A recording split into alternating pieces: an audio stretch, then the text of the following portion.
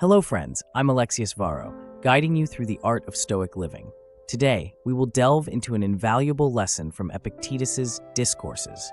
It revolves around a powerful and timeless piece of wisdom. You can't always get what you want, and that might just be a good thing. Epictetus gives us a vivid illustration saying, "This is what happens with children when they stick their hand into a narrow-necked jar to reach for dried figs with nuts.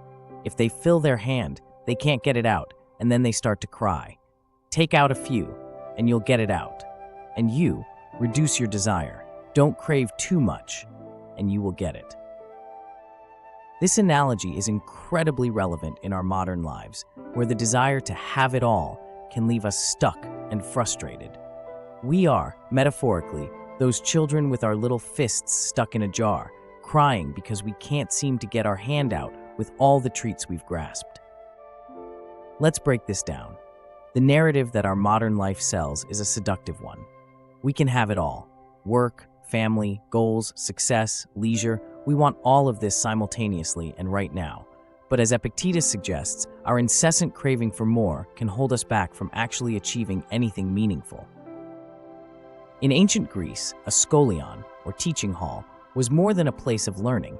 It was a place of leisure where students deliberated on profound matters, such as the nature of good and evil, beauty, and the ultimate aims of human life. They weren't rushed or pulled in a million directions. Their focus was contemplative and prioritized the external world in a carefully measured manner. Today, however, we seem too preoccupied with multitasking and accumulating more experiences, successes, and material possessions to reflect deeply on our priorities.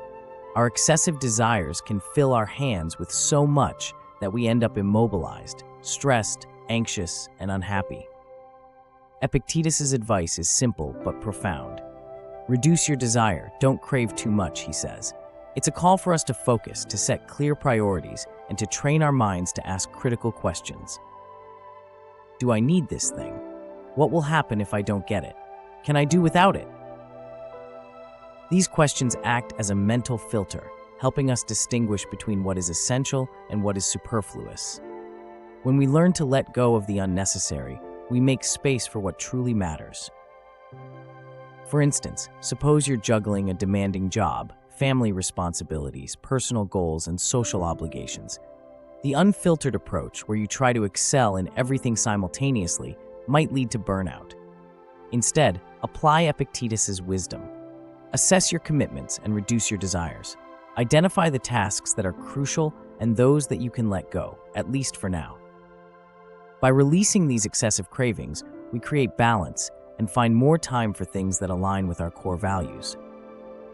This practice simplifies life and fosters deeper satisfaction. So I encourage you to adopt this Stoic challenge. For the next week, consciously reduce your desires. Let go of at least one non-essential craving every day. Reflect on what happens. Notice if you feel more liberated, balanced, or content. Remember, the aim isn't to live a life devoid of ambition or pleasure. Instead, it's about discerning what truly deserves your attention and energy and what doesn't. It's about creating a more intentional and satisfying existence. Thank you for joining me today, friends. I hope this episode inspires you to reflect and take action towards a more balanced life. Share your experiences and thoughts in the comments below. And if this message resonated with you, please like, share, and subscribe for more insights into the art of Stoic living. Until next time, stay resilient, disciplined, and serene. Ready to transform with Stoicism?